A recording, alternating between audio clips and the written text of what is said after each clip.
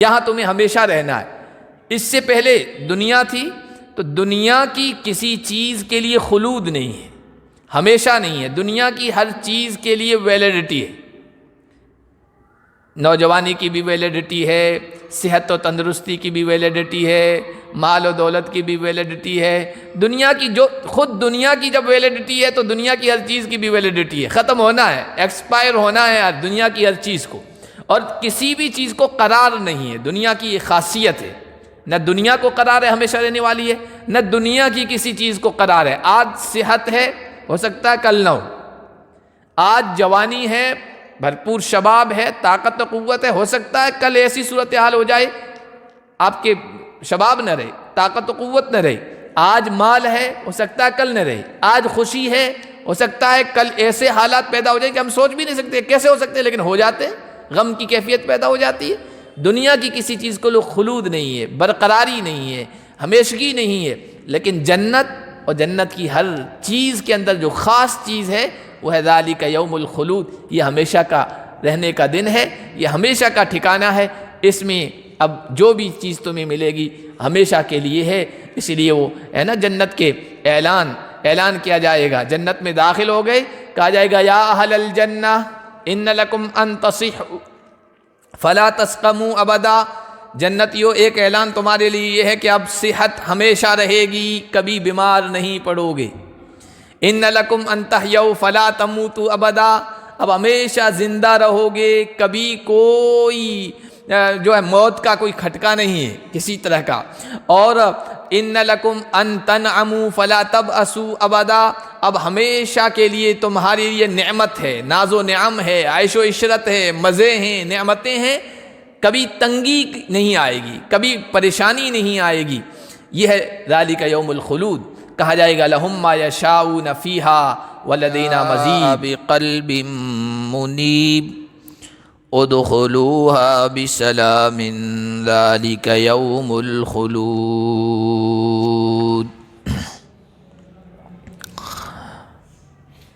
آج کے درس کا آغاز ہم اللہ کے فضل و کرم سے سورہ قاف کی آیت نمبر 30 سے کر رہے۔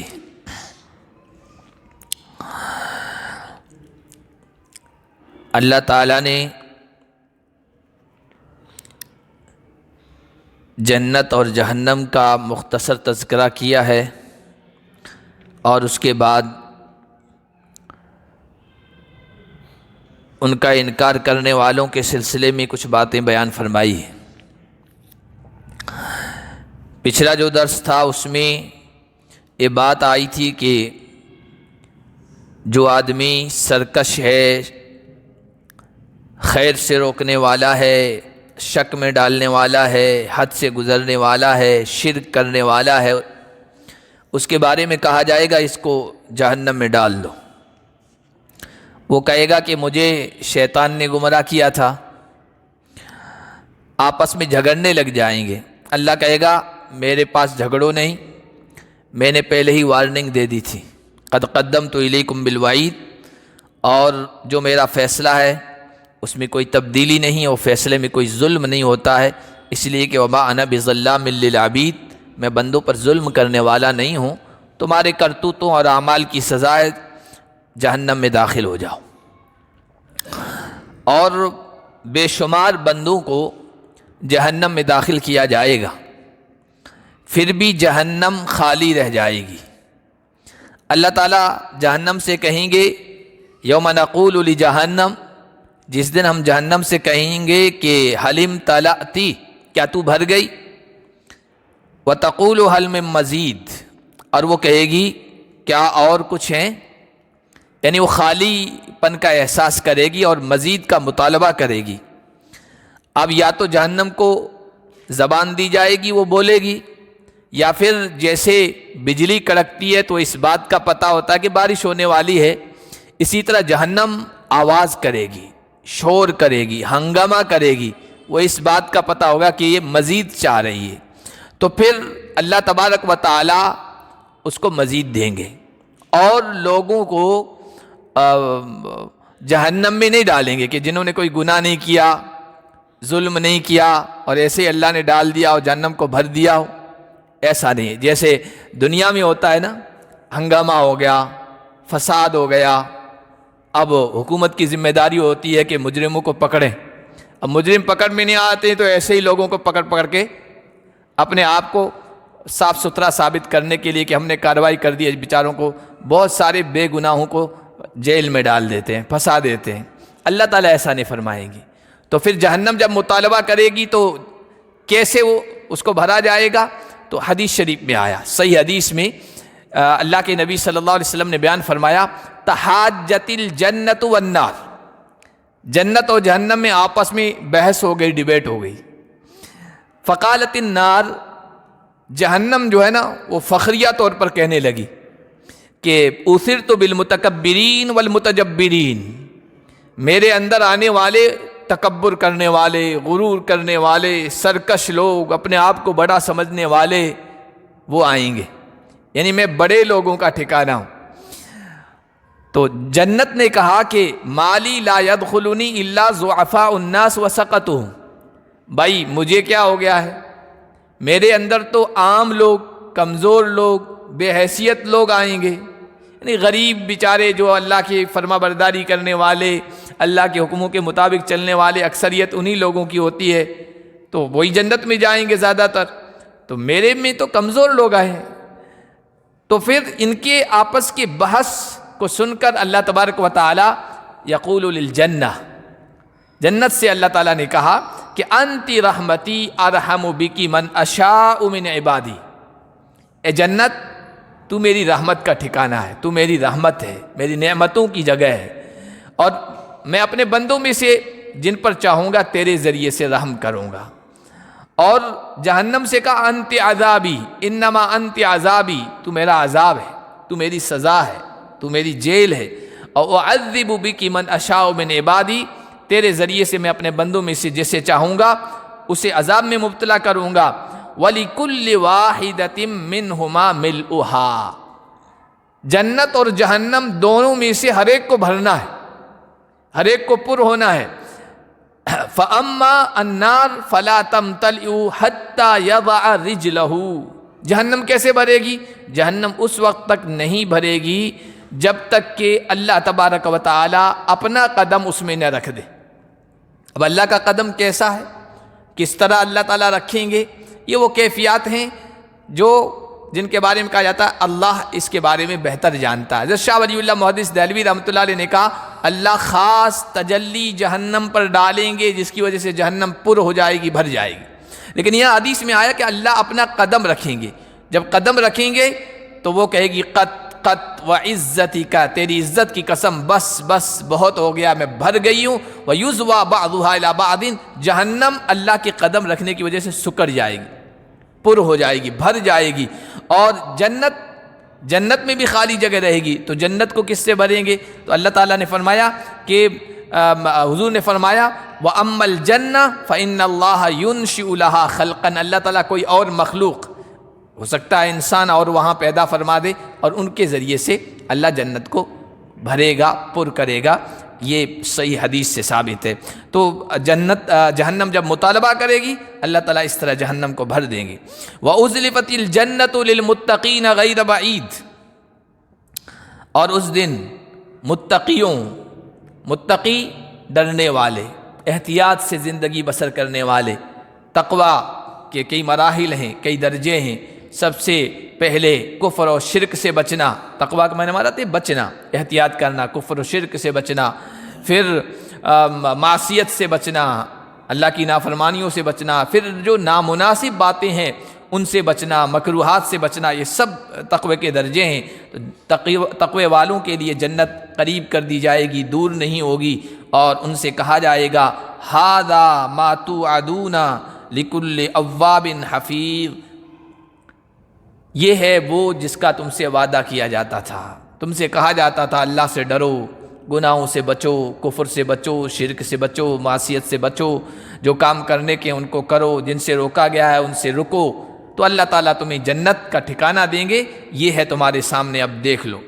اب یہ کن کو ملے گی؟ یہاں اللہ تعالیٰ نے بیان فرمایا 4 خوبیاں، 4 صفات جن کے اندر ہوگی ان سے کہا جائے گا یہ ہے جنت، دیکھو یہ تمہارا ٹھکانہ ہے۔ پہلا اواب، اواب کے معنی آتے ہیں اللہ سے لو لگانے والا، جس کا اللہ سے خصوصی تعلق ہے، اللہ سے لو لگائے ہوئے ہے۔ حفیظ، حفیظ کے معنی حفاظت کرنے والا۔ دوسری خوبی جس شخص میں ہوگی کہ حفیظ ہے، حفاظت کرنے سے مراد جو کام کرنے کے ہیں ان کو پابندی سے کرتا ہے۔ ایک تو یہ کہ کبھی کبھار نماز پڑھ لی، کبھی کبھار تلاوت کر لی، کبھی کبھار نیکی کا کام کر لیا، نہیں، حفیظ کے معنی آتے ہیں پابندی سے کرنے والا۔ اللہ کو اور اللہ کے رسول کو محبوب عمل وہی ہے جو پابندی سے کیا جائے، ما دیم علیہ، جس پر دوام کیا جائے، ہمیشگی کی جائے، تو جو نیک اعمال پر پابندی کرنے والا ہے۔ تیسری صفت من خشی الرحمن بالغیب، جو بن دیکھے رحمان سے ڈرے۔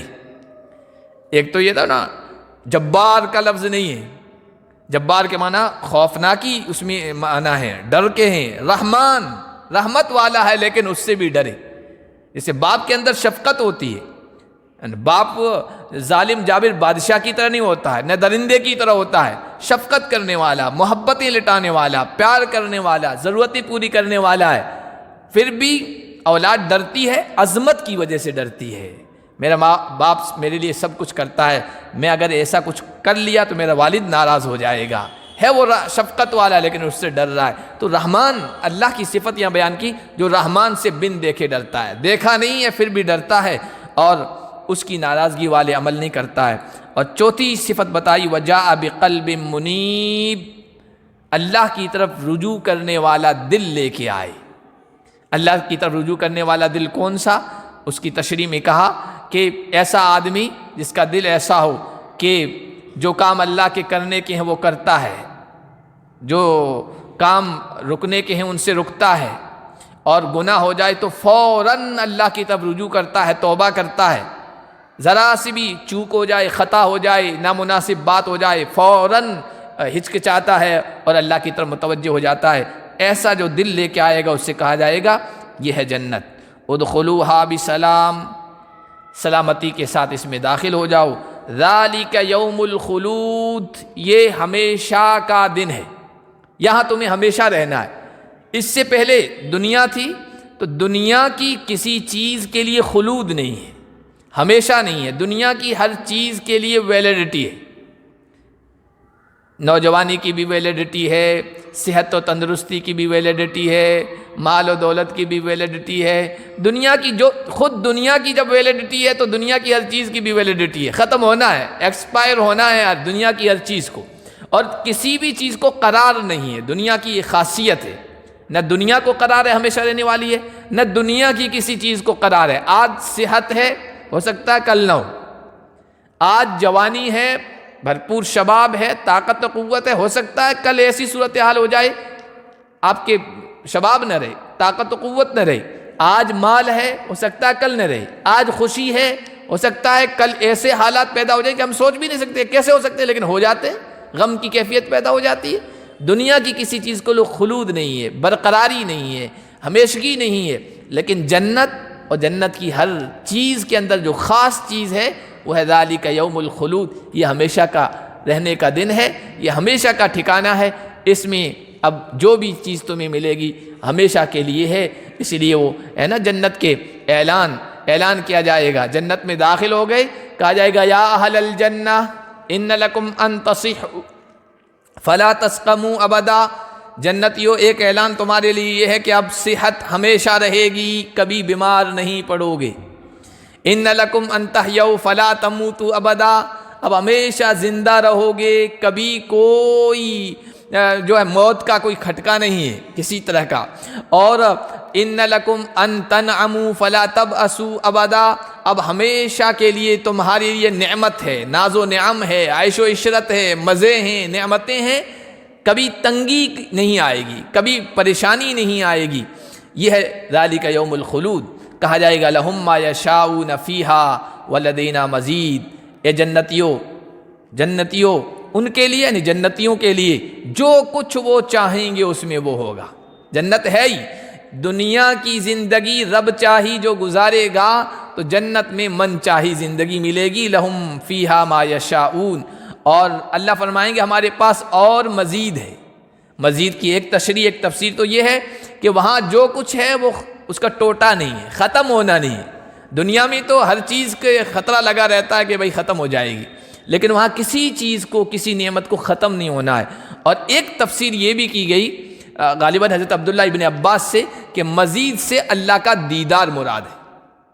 جنت کی ہر طرح کی نعمتیں ملے گی، اللہ تعالیٰ کہے گا جنتیوں کچھ اور چاہیے، جنتی کہیں گے پروردگار ہر طرح کی نعمتوں سے تو نواز دیا، اور کیا چاہیے؟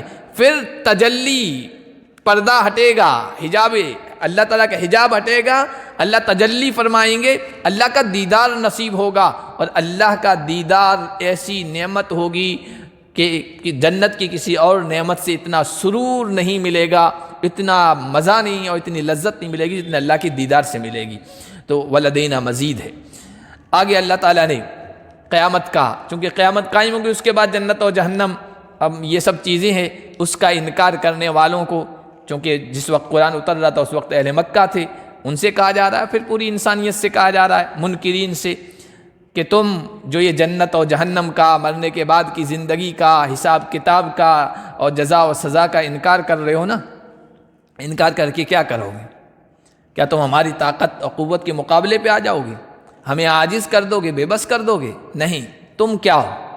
تم کس کھیت کی مولی ہو؟ تم سے پہلے بڑے بڑے لوگ آئے، بڑی بڑی قومیں آئی، طاقتور قومیں، تمہارا ان کے سامنے کچھ کوئی مقابلہ ہی نہیں، کوئی حیثیت ہی نہیں۔ ما بلغوا معشار ما آتیناہم، جو ہم نے ان کو دیا تھا نا اس کے 10ویں حصے کو بھی تم نہیں پہنچے ہو۔ اللہ فرما رہے ہیں وَكَمْ أَهْلَكْنَا قَبْلَهُمْ مِنْ قَرْنٍ هُمْ أَشَدُّ مِنْهُمْ بَطْشًا، ہم نے ان سے پہلے کتنی ساری قوموں کو تباہ و برباد کر دیا جو ان سے بھی قوت میں، طاقت میں، پکڑ میں، اثر و رسوخ میں بڑھ کر تھے۔ فَنَقَّبُوا فِي الْبِلَادِ، اور ملکوں میں وہ گھومے پھرے، خاک چھانی، ملکوں کے اندر چلے پھرے، اور ہمارا عذاب آیا تو بھاگنے کی کوشش کی۔ حل من محیص، کیا کوئی جائے پناہ ملی؟ کہیں کوئی ٹھکانہ نہیں ملا۔ بڑے بڑے بول بولتے تھے جب تک اللہ کا عذاب نہیں آیا تھا، ہمارا کون کیا بگاڑ سکتا ہے، ہم بڑے طاقتور ہیں، ہم بڑے پاورفل ہیں، خدائی کے دعوے کرنے والے۔ لیکن جب اللہ کی پکڑ آئی تو پھر ایسا ان کا نام و نشان مٹا دیا زمین سے کہ پتہ ہی نہیں کہ یہاں کوئی قوم آباد تھی اور کوئی طاقتور لوگ آباد تھے، ان کو کوئی جائے پناہ نہیں ملی اللہ کے عذاب سے بھاگنے کی۔ ان فی ذلک لذکری لمن کان لہ قلب او القی السمع وہو شہید، یہ پوری سورت کے سلسلے میں کہہ رہے ہیں۔ یہ جو باتیں ہم نے بتائی، سورہ قافی کی بتا دیں یا پورے قرآن کی، اللہ فرما رہے ہیں اس میں، ان باتوں میں نصیحت ہے اس شخص کے لیے جس کا دل زندہ ہو، جس کا دل زندہ ہو اور غور و فکر کرے اور نصیحت حاصل کرے، یا وہ کان لگائے غور سے سنے، وہو شہید، اس حال میں کہ وہ گواہ۔ بعض مرتبہ ایسا ہوتا ہے، شہید کا مطلب حاضر ہو، بعض مرتبہ ایسا ہوتا ہے مجلس میں انسان بیٹھا ہے، بظاہر یہاں بیٹھا ہے لیکن غیر حاضر ہے، اس کا دماغ کہیں ہے۔ تو کہا کہ نہیں، کان لگائے، غور سے سنے، وہ حاضر بھی ہو اور ان چیزوں میں غور و فکر کرے تو وہ بہت کچھ حاصل کر سکتا ہے، اور وہ اس نتیجے پر پہنچ سکتا ہے کہ بھائی مجھے اللہ کی توحید کو ماننا چاہیے۔ جنت و جہنم یہ کوئی افسانے نہیں ہیں، کوئی اسٹوریاں نہیں ہیں، یا اساطیر الاولین، پہلے لوگوں کی کہانیاں نہیں ہیں جس سے دل بہلایا جائے۔ یہ حقیقت ہے، یہ سچائی ہے۔ دنیا کو ختم ہونا ہے، اور ختم ہونے کے بعد ختم نہیں ہو جانا ہے، پھر دوبارہ زندہ ہونا ہے، اور جزا، سزا، حساب کتاب، جنت جہنم، یہ سب کچھ ہے، وہ اس نتیجے پر پہنچے گا۔ وَلَقَدْ خَلَقْنَا السَّمَاوَاتِ وَالْأَرْضَ وَمَا بَيْنَهُمَا فِي سِتَّةِ أَيَّامٍ وَمَا مَسَّنَا مِن لُغُوبٍ، ہم نے آسمانوں کو اور زمینوں کو اور ان کے درمیان کی چیزوں کو 6 دنوں میں پیدا فرمایا۔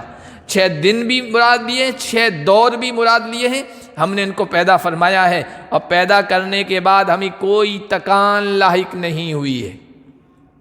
جب اتنی بڑی مخلوق کو پیدا کرنے کے بعد ہم تھکے نہیں ہیں، تو ان کو برباد کرنے کے بعد، تباہ کرنے کے بعد، ختم کرنے کے بعد، فنا کر دینے کے بعد، یعنی قیامت برپا کرنے کے بعد دوبارہ زندہ کرنا، ان کا پیدا کرنا ہمارے لیے کچھ بھی مشکل نہیں ہے۔ اور یہ جو کہا نا ہمیں کوئی تکان لاحق نہیں ہوئی ہے، وہ اس پس منظر میں بھی کہا ہے کہ تورات وغیرہ میں یہ باتیں آئی ہیں۔ اہل کتاب کے حوالے سے وہ کہا کرتے تھے کہ اللہ تعالیٰ نے یہ کائنات کو، زمین آسمان اور ان کے درمیان کی چیزوں کو، ان کے اندر کی چیزوں کو 6 دنوں میں پیدا فرمایا، اور 6 دن پیدا فرمایا، اللہ نے کام کیا نا، 6 دن ورک کیا ہے، تو تھک گئے اللہ تعالیٰ، تو جو ہے ویک اینڈ رکھا ہے، 7 دن کام کیا۔ یہودی بھی کہا کرتے تھے 7 دن کام کیا، پھر بوجھ تھا نا، بوجھ، اس وجہ سے اللہ تھک گئے تو بار کا دن رکھا، سنیچر کا دن، بار کا دن، وہ بے بار ہے، بار کا مطلب ہوتا ہے بوجھ والا، تو وہ بے بار ہے، یعنی اس دن چھٹی، عیسائی لوگ اتوار کو رکھتے ہیں۔ تو یہ تصور تھا، اللہ نے پیدا کیا، 6 دنوں میں کام کیا، تھک گئے تو 1 دن آرام کا رکھا ہے۔ تو یہاں قرآن نے اس کی نفی کی ہے، ہمیں تکان لاحق نہیں ہوتی ہے، تھک جانا یہ تو عیب ہے، یہ تو عجز ہے، یہ تو نقص ہے، اور اللہ ہر طرح کے عیب سے پاک ہے، اللہ تعالیٰ ہر طرح کے نقص سے پاک ہے، اللہ تعالیٰ میں کوئی عاجزی نہیں ہے اور بے بسی نہیں ہے۔ یہاں اس بات کو بیان کرنا یہ قرآن کی صداقت اور سچائی کی دلیل ہے، اور نبی علیہ الصلاۃ والسلام کے سچا ہونے کی اور سچا نبی ہونے کی بھی دلیل ہے۔ کیوں؟ اس کی وجہ یہ ہے کہ یہ چیز تورات میں بیان کی گئی ہے۔ اللہ کے نبی صلی اللہ علیہ وسلم نہ تورات کی زبان کو جانتے تھے، نہ تورات آپ نے پڑھی تھی، نہ آپ نے تورات دیکھی تھی، نہ تورات جاننے والے کسی عالم، کسی گیانی، اس کا علم رکھنے والے کے پاس تعلم کا سیکھنے سکھانے کا آپ کا کوئی مشغلہ تھا، نہ کبھی کسی ایسے آدمی کے پاس آپ گئے تھے۔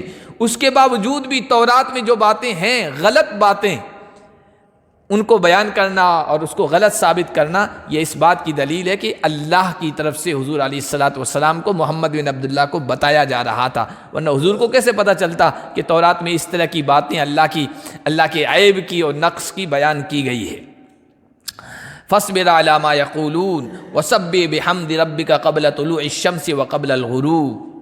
آگے اللہ کے نبی صلی اللہ علیہ وسلم کو اور آپ کے ماننے والوں کو تسلی دی گئی ہے۔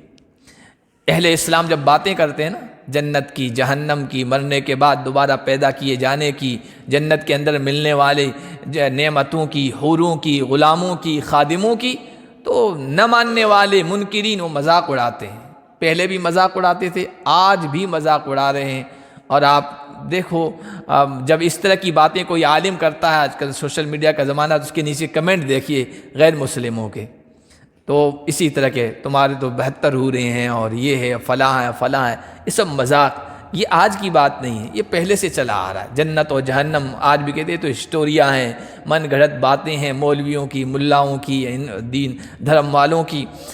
تو اس طرح جب مسلمان پیغام پہنچاتا ہے، سامنے والا مذاق کرتا ہے اور ذہنی طور پر پریشان کرتا ہے، اذیت پہنچاتا ہے۔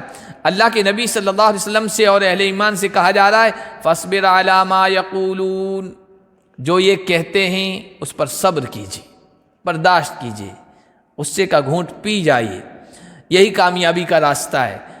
ایک تو یہ صبر کرو، ان اللہ مع الصابرین، صبر کا پھل ہمیشہ میٹھا ہوتا ہے۔ دوسرا کیا، وسبح بحمد ربک قبل طلوع الشمس وقبل الغروب، سورج کے طلوع ہونے سے پہلے اور سورج کے غروب ہونے سے پہلے اللہ کے حمد کی تسبیح بیان کیجیے۔ اس سے ایک تو نماز مراد ہے، اس لیے کہ نماز میں تسبیح بھی ہے، حمد بھی ہے، یہ ثنا، یہ تکبیر، یہ سورہ فاتحہ، یہ تشہد، ان میں آپ دیکھیں کہیں حمد ہے، کہیں تسبیح ہے، کہیں حمد اور تسبیح دونوں ساتھ میں ہیں۔ سارے جتنے نماز کے اذکار ہیں ان میں یا تو اللہ کی حمد ہے، اللہ کی تعریف ہے، اللہ کی بڑائی ہے، اللہ کی تسبیح ہے، جس میں کہا گیا اللہ ہر طرح کے عیب سے پاک ہے، سبحان ربی الاعلیٰ، سبحان ربی العظیم۔ یہ تو نماز چونکہ ان چیزوں کا مجموعہ ہے، تو طلوع شمس سے پہلے فجر نماز مراد ہے، اور غروب سے پہلے 2 نمازیں آ جاتی ہیں، ظہر بھی آ جاتی ہیں، عصر بھی آ جاتی ہے، اور آگے ومن اللیل، اور رات میں بھی اللہ کی تسبیح بیان کیجیے، تو رات کی دونوں نمازیں آ گئی، مغرب اور عشاء، تو نمازیں بھی مراد ہے۔ وادبار السجود، سجدوں کے بعد بھی اللہ کی تسبیح بیان کیجیے، سجدہ بول کر نماز ہی مراد لیے، فرض نمازوں کے بعد اللہ کی تسبیح بیان کیجیے، یعنی کچھ ذکر اور اذکار انسان کو کرتے رہنا چاہیے۔ جو تسبیحات ہیں نمازوں کے بعد، ان سے انسان میں خود اعتمادی پیدا ہوتی ہے، اللہ پر توکل، بھروسہ، اللہ کا استحضار، یہ چیزیں پیدا ہوتی ہیں، اسی وجہ سے نمازوں کے بعد تسبیح رکھی گئی ہے۔ تو کہا کہ ایک تو صبر کیجئے، جو یہ کہہ رہے ہیں، جو باتیں پہنچا رہے ہیں تکلیف کی، اس سے تکلیف ہلکی ہو جائے گی، کم ہو جائے گی، محسوس نہیں ہوگی۔ اور چونکہ لوگوں کی باتیں ہوتی ہیں، طرح طرح کی باتیں، انسان کو بہت دل کو لگتی ہے، پریشان ہو جاتا ہے، ٹینشن میں آ جاتا ہے، تو اس کے لیے تسبیح بہت اہم ہے۔ اب تسبیح کے الفاظ الگ الگ بھی ہو سکتے ہیں، لا الہ الا انت سبحانک انی کنت من الظالمین، یہ بھی تسبیح ہے، سبحانک اس میں آ رہا ہے، سبحان اللہ والحمد للہ واللہ اکبر، اس میں بھی سبحان کا تسبیح کے الفاظ آ رہے ہیں۔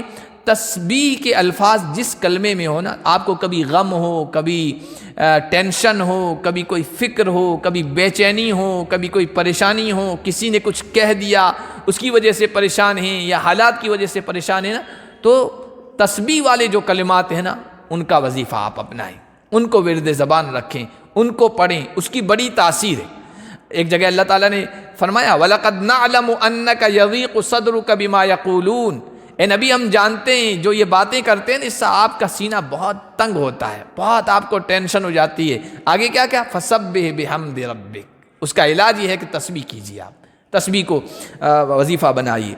وَاسْتَمِعْ يَوْمَ يُنَادِ الْمُنَادِ مِن مَّكَانٍ قَرِيبٍ، اور غور سے سنیے اس دن کو جس دن کوئی پکارنے والا پکارے گا، بالکل قریبی جگہ سے، قیامت کا تذکرہ ہو رہا ہے، جس دن یسمعون الصیحۃ بالحق، بالکل سچ سچ آواز کو لوگ سنیں گے، سور کی جو آواز ہوگی نا، جس کی وجہ سے لوگوں کو دوبارہ زندہ کیا جائے گا، وہ آواز اس طرح آئے گی تو اپنی جگہ سے، اسرافیل سور پھونکیں گے، اپنی جگہ سے پھونکیں گے، لیکن اس آواز کی کیفیت ایسی ہوگی جیسے محسوس ہوگا کہ بالکل قریب سے آ رہی، اور وہ کوئی ایسی چیز نہیں ہوگی، کوئی جس کی کوئی حقیقت نہ ہوگا، وہ حق آواز ہوگی، اور وہ دن ہوگا یوم الخروج، قبروں سے نکلنے کا دن ہوگا۔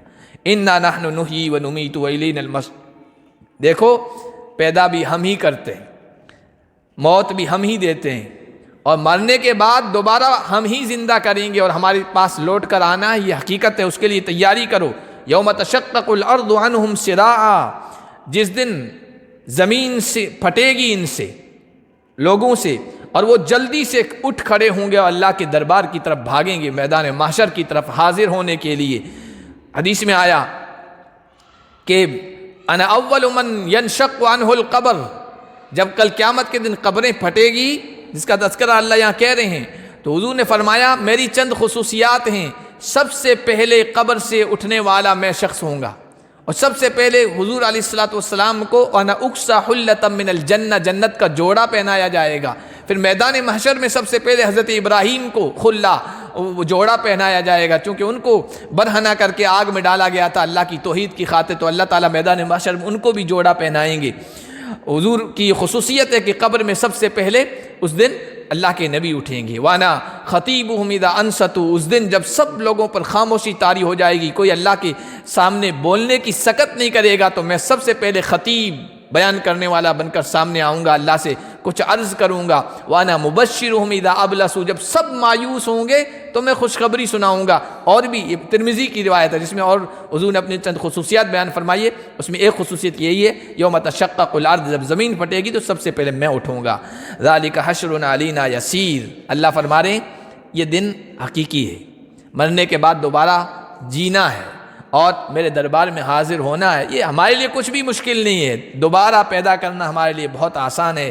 نحن اعلم بما یقولون وما انت علیہم بجبار، یہ جو باتیں کر رہے ہیں نا، آپ کو پریشانی ہو رہی ہے اور ذہنی کوفت محسوس کرتے ہیں نا، ہم اچھی طریقے سے جانتے ہیں، ہمیں سب پتہ ہے، لیکن آپ کچھ نہیں کر سکتے، یہ باتیں پیش آئیں گی، ہوں گی، آپ ان پر جبار نہیں ہیں، زبردست مسلط نہیں کیے گئے ہیں کہ اسلام قبول کروائیں، قرآن قبول کروائیں اور جنت و جہنم کی چیزوں کو منوا ہی لیں، نہیں، آپ کو زبردستی کرنے والا بنا کر نہیں بھیجا گیا ہے، آپ کا کام ہے دعوت کو پہنچا دینا، پیغام کو پہنچا دینا، حقیقت کو کھول کے بیان کر دینا، جنت و جہنم کے بارے میں بتا دینا۔ فذکر بالقرآن، آپ اس قرآن کے ذریعے سے لوگوں کو نصیحت کیجیے، چاہے نبی ہو، نبی کے وارثین ہو، داعی ہو، مبلغ ہو، عالم ہو، مفسر ہو، کوئی بھی ہو، لوگوں کو منوانا یہ اس کی ذمہ داری نہیں ہے، وہ تو بتا دینا ذمہ داری ہے، بھائی یہ صحیح ہے یہ غلط ہے۔ باقی اگر لوگ نہیں مان رہے تو اس عالم کی ذمہ داری نہیں ہے، نبی کے نائب کی ذمہ داری نہیں ہے، کسی داعی و مبلغ کی ذمہ داری نہیں ہے، اس کا کام ہے قرآن کے ذریعے سے نصیحت کر دینا۔ پھر اس کے ذریعے سے نصیحت وہ حاصل کرے گا من یخاف وعید، جو میری وعید میری وارننگ سے ڈرتا ہے، جس کے دل میں یہ بات پیدا ہو جائے گی کہ بھائی مجھے مرنا ہے اور اللہ کے دربار میں حاضر ہونا ہے اور ایک ایک چیز کا حساب دینا ہے، تو وہ آپ کی بات کو مان لے گا اور تسلیم کر لے گا۔ آپ تو صرف نصیحت کیجئے، سمجھائیے، اگر کوئی نہیں سمجھتا ہے آپ کے ذمے نہیں ہے، آپ پھر بے فکر۔ آپ سے یہ نہیں پوچھا جائے گا کہ انہوں نے مانا کیوں نہیں تھا اور اسلام قبول کیوں نہیں کیا تھا اور جنت و جہنم کو تسلیم کیوں نہیں کیا تھا، یہ ان سے پوچھا جائے گا۔ آپ سے یہ پوچھا جائے گا آپ نے سمجھایا تھا کہ نہیں سمجھایا تھا، پیغام پہنچایا تھا کہ نہیں پہنچایا تھا۔ پھر اگر نہیں مانتے ہیں تو پھر میرے پاس پہنچ جائیں گے، میں خود نمٹ لوں گا۔ اللہ پاک ہم سب کو ان باتوں پر یقین کرنے کی توفیق عطا فرمائے۔ سبحان